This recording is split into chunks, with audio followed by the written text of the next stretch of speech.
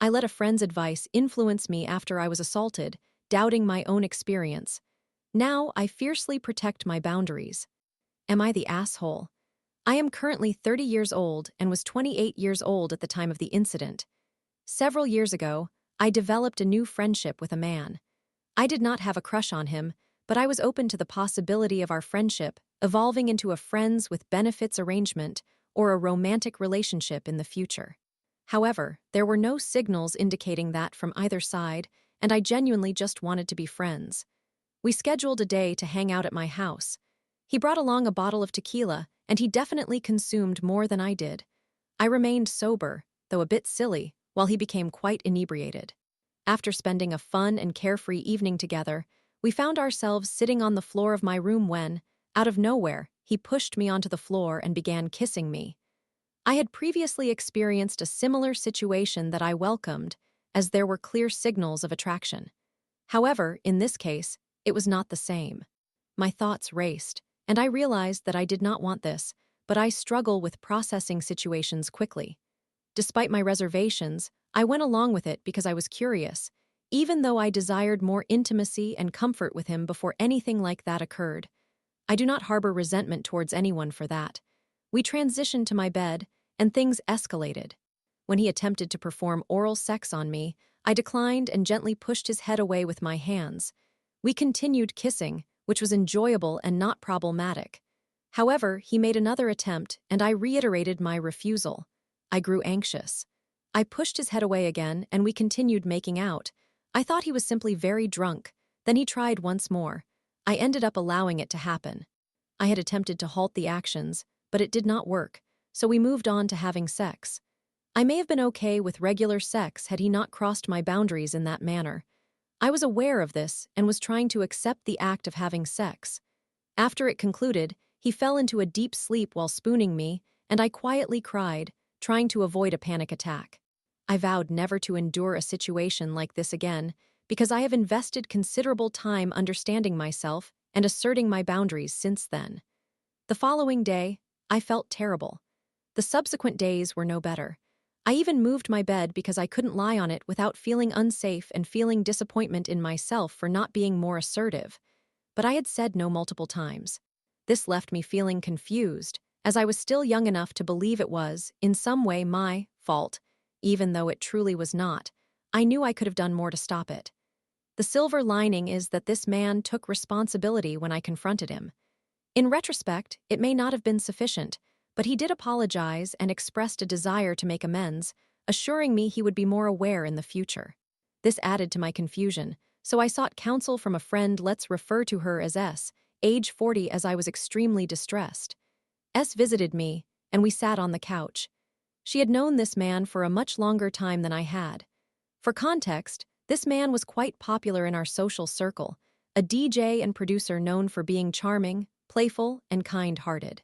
That reputation contributed to my initial excitement about getting to know him and led me to believe he was a safe person, which only compounded my confusion. I detailed the events to S and explained how he responded when I confronted him. She reinforced my perception of him as sweet and silly, but insisted that he didn't mean any harm. I firmly asserted that from a technical viewpoint, it was sexual assault. She countered that he probably didn't understand what was happening. She continued to praise him, saying he was a sweetheart and other flattering remarks. I cannot recall the specifics, but I distinctly recall feeling as if she encouraged me to continue seeing him. I cannot understand why I would hold that memory if it didn't occur. I had sought her advice, but she firmly invalidated my assessment of the situation. This left me thoroughly confused, and I continued to see him because I believed I was mistaken. We entered into a semi-committed relationship, or so I perceived it, without labels but working towards something deeper. Each time we were intimate, it was unenjoyable for me. It was painful, overwhelming, and not pleasurable. Yet, I was determined to try to relax and get through what I categorized as my own irrational fears and discomfort. I believed there was something wrong with me. The only relief I found was from the attention he provided. Now, I have moved past the need for male validation. Unlike during that time, my mother still heavily relies on male validation, and my father was sometimes sexually inappropriate with me during my childhood, which greatly influenced my thought processes. I eventually ended the relationship after he disclosed that he was polyamorous, over a month into our dating. I finally gained enough assurance in myself to recognize how inappropriate that had been, and I left without regrets. The entire experience was truly traumatic for me, and whether or not people believe in these things, I began to experience various health issues related to my reproductive system. I developed a cyst and also dealt with bacterial vaginosis. Throughout that period and well into the next year, I nurtured my friendship with S, and we became integral parts of each other's chosen families, which was wonderful. Despite being the odd one out due to my autism and quirks, my friends valued and cherished my role in the group, even though I never felt entirely connected to any of them. Another girl in our circle was referred to as T, age 27. She and S shared a close bond. In hindsight, it appeared S treated T like a pet or toy, constantly seeking her attention. I had developed a crush on T for a short time, although nothing materialized. T and S spent a great deal of time together and eventually decided to begin a romantic relationship. About a week into their relationship, T and I had plans to meet in another state for a small rave while she visited friends there. A few days prior to my departure, they ended their romantic involvement. I did not feel strongly either way regarding the situation, but S was clearly more affected than T, so I comforted her before I left. A magical weekend unfolded for T and me. We reunited and attended the rave, road tripped through Oregon, went camping, and so on. Romantic tension definitely built between us, and we shared some beautiful moments together, culminating in lovely kisses at her friend's house before I returned home. From that point forward, she actively sought my company. I was cautious because we had shared a kiss previously when I had a crush on her, which seemed inconsequential to her, so I wanted to avoid further heartbreak. But T frequently came over, clearly eager to spend time with me. We fell deeply in love. I was the one who initiated setting boundaries, understanding that she was special to me and wanting our relationship to succeed. However, we were quite enamored with each other in a genuinely beautiful manner for some time. However, as soon as T resumed spending time with S, she began exhibiting a different persona. She became more reckless and erratic, which concerned me. S seemed to exert an influence over T that drained her, altering how T treated me. T could hardly be sober when around S, nor did she treat me with the same kindness she once had. I tried to make things work, but T turned into someone I barely recognized. I distanced myself from the friend group, realizing how toxic it was, even though I loved them all. I was growing out of that environment and coming to terms with my own value. T would break up with me but then return, always wanting me back. Even when she endeavored to end things for good, she would come back months later. Eventually, I blocked S because I disapproved of how she treated both me and T. I had broached several topics with S that hurt me, but she never fully accepted responsibility. She would apologize, but it felt like a dismissal, suggesting I should just not let her actions affect me, that nobody is accountable for my feelings. Finally, I explained to T why I was so uneasy regarding S when she made an effort to reconcile our relationship. The primary reasons were my discontent with Esteke's treatment of T and my discomfort surrounding Esteke's previous encouragement for me to doubt my experience with the individual who assaulted me. T reacted with fury, accusing me of shifting blame to S for my choices. She approached the topic insensitively, even laughing mockingly, saying, "Keep talking, Sarah."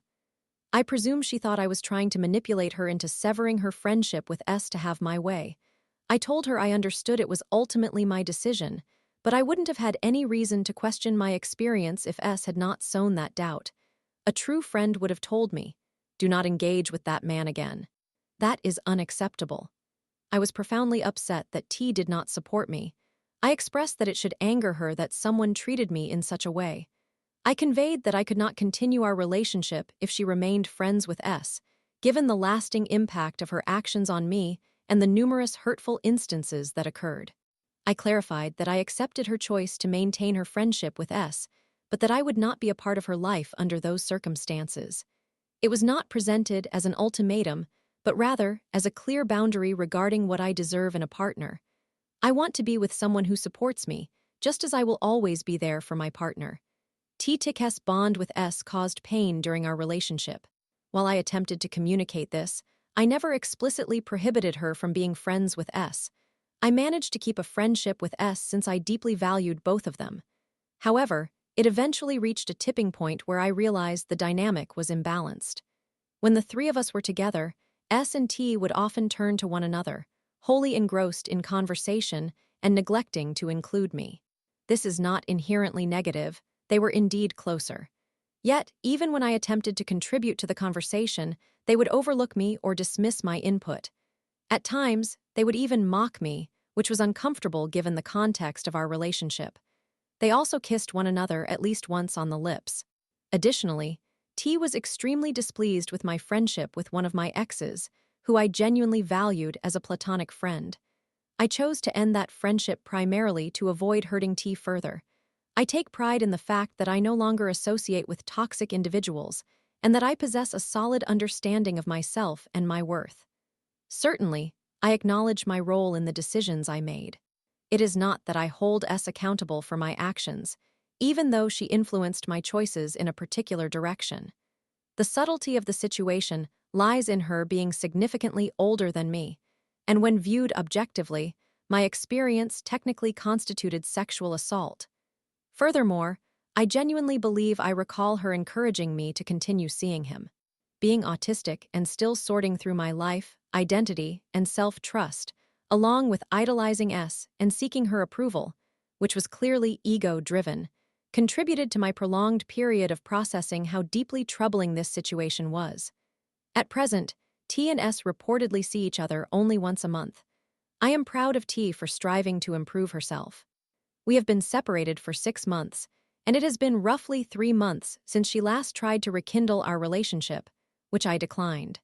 We recently resumed communication after a period of no contact, but she still perceives me as someone who sought to control her and characterizes my actions as unreasonable, despite my being hurt by her previous mistreatment and having difficulty self-regulating compared to previous relationships. T clearly exhibits an avoidant attachment style, potentially with borderline personality traits. She is diagnosed with bipolar disorder, and I know she is also autistic, as I can recognize similar traits in myself.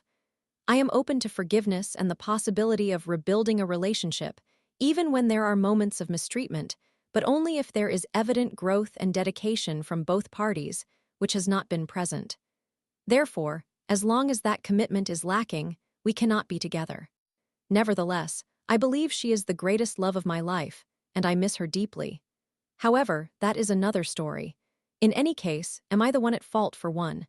Informing T that a relationship is impossible while she remains friends with S too. Perceiving Estique's comments to me after my experience as gaslighting and unacceptable 3. Believing that S bears some responsibility for my confusion and continued involvement with that man. 4. Feeling hurt that T accused me of being ridiculous for holding S accountable. I believe that humans are not completely autonomous by nature. While it may be the safest approach to avoid being affected by others, it sacrifices the depth of connection. When one does not allow others to influence them and refrains from accepting responsibility for one's own actions, it fosters a false sense of strength and a cycle of shame, as we are inherently human. I now recognize that I am stronger for being aware of how I impact others without it diminishing my self-expression. I am secure enough in my identity to accept vulnerability, allowing me to experience genuine joy from others. This has been a valuable lesson learned throughout this journey. Cultivating the ability to trust oneself is paramount. Individuals in my former circle may label me as irrational, but I see how superficially they connect with one another. I am content to be perceived as crazy while I pursue stability and tranquility over chaos and false excitement that only fed my ego instead of nurturing my better self. While the past few years have been painful, I am emerging stronger, even as I rebuild. Story 2. The one where a marketing company would rather get their customers' domain blacklisted than learn to use SendGrid. I feel like I am losing my sanity. A client of the managed service provider where I am employed recently hired an external AI-driven personalized email sales generation firm. They dispatch bulk template emails to a list of prospective customers in an attempt to persuade them to make purchases. However, they do not consider this as marketing and will correct you whenever you even slightly suggest that it is. Regardless, that is not my main concern with them. Instead of sending emails from their own infrastructure or a dedicated bulk sending service, they apparently demand a standard licensed user mailbox to generate personalized sales leads. We caution them that this approach will not be effective, that the account is likely to be blocked within 24 hours, and that the client risks having their entire domain blacklisted. The marketing company insists that everything is fine. They have successfully executed this with hundreds of clients, including those on the Fortune 500 list. The client instructs us to proceed, and the manager believes that the inevitable cost will serve as a solid revenue stream. We, the technicians, are merely here to execute commands, so we establish their account. 24 hours pass. A security alert surfaces. Marketing bozos at client-domain.com has been restricted from sending through Office 365 due to suspicious outbound messages. Upon investigation, it is discovered that the account was sending out standard boilerplate spam. We have a moment of I told you so, gather the affected parties, reiterate that this is not acceptable, and recommend they follow our original advice. No, says the marketing company. This occurs frequently.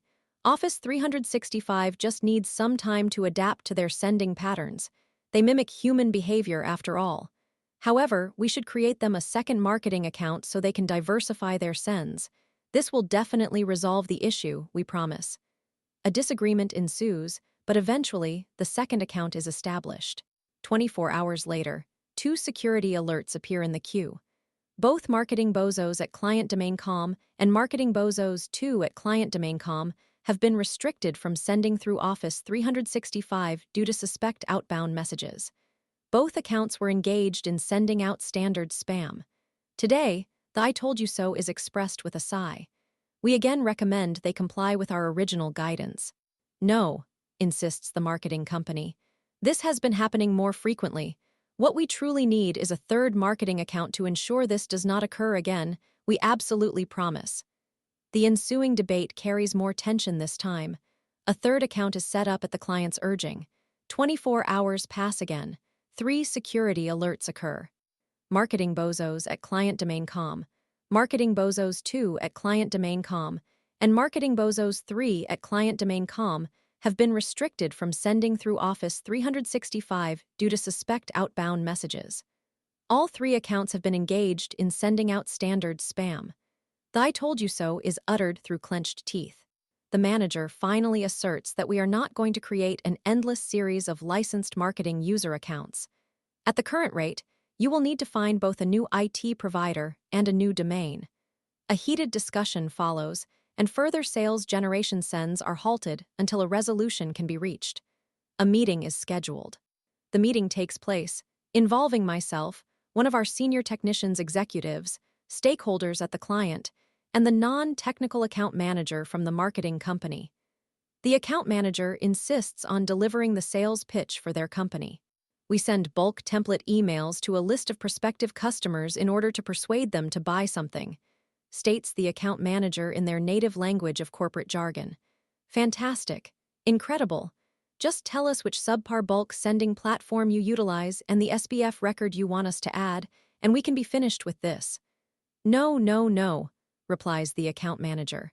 It is not our business process to do that. We prefer a personalized approach. You see, we replicate realistic human behavior. Our unique proprietary tool that we have integrated into this mailbox sends a message exactly once every 120 seconds, just like a human. We customize our communications by using the same subject line every single time. These are not standard marketing messages. They are an AI-driven, personalized sales generation platform. Transcendent, captivating. You are sending spam. You are going to cause the client to be blacklisted. I refuse to accept that we are the first individuals to highlight this to you. Well, the account manager concedes we have been observing these issues lately. Since last month, apparently. But we are completely confident that if we simply persist, Office 365 will eventually relent. We inform the client that this is untenable, impractical, and poses a significant risk to their business operations. The marketing firm refuses to make any concessions.